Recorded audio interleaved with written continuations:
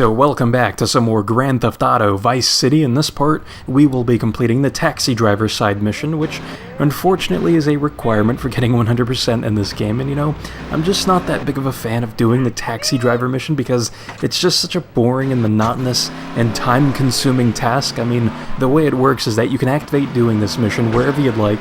In my case, I activated the mission right inside of the Kaufman Cabs Depot.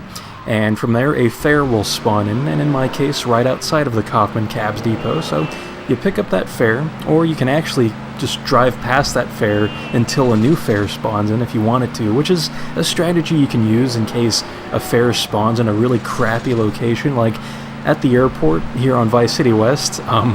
Fares can actually spawn inside of the airport, and there's no way of getting your taxi in there, so you actually have to drive away to get a new fare because it's literally impossible in getting the fare that spawns inside of the airport. So that's something to keep in mind in case you find yourself in a situation like that. But either way, you pick up the fare and then take that person to wherever they want to go. So in my case, that first fare wanted to be taken to the ammunition, and then you drop off the person there as quickly as possible. You do have a timer that you have to kind of focus on, but the game tends to give you plenty of time to drop off the fare, and if you do it, I guess, super quickly, then you get a bit of a speed bonus, which is kind of nice, I guess. I mean, money is fairly useless in this game, and I know I've mentioned this in the past, but it's even more true now than ever because we have all of these different assets that are generating money for Tommy, and it's essentially free money because the money generates over time without you having to do a single thing. So Tommy can just sit on his ass all day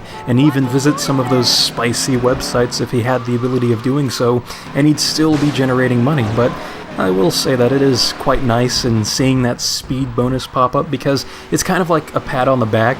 It's like the game's way of telling you, hey, you did a good job at getting this fare to wherever they wanted to go to, and here, have some pocket change for you.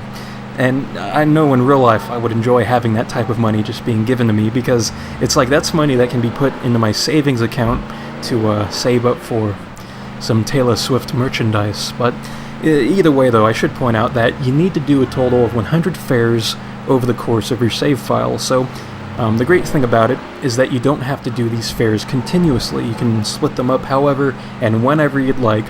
And I know a common way of chipping away slowly but surely at your 100 total fares that you have to do on your save file, and that people like to do 5 to 10 fares in between main storyline missions, you know, so they're not dedicating a large chunk of time to the taxi driver mission, and you know, it's whatever works best for you.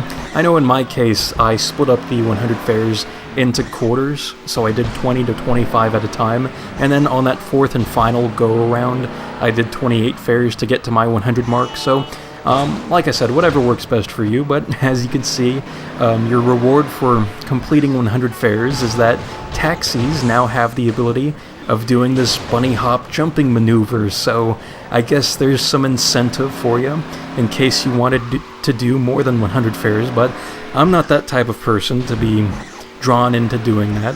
You know, I'll just enjoy my drive back to the Vercetti estate while doing these jumping things. So yeah, that's something for you, and it's kind of fun to play around with this. But either way, I'm gonna stop the part here and say that completes this part. In the next part, we'll be collecting all 100 hidden packages. So until then, I will see you next time. ¿Qué puedo hacer esto?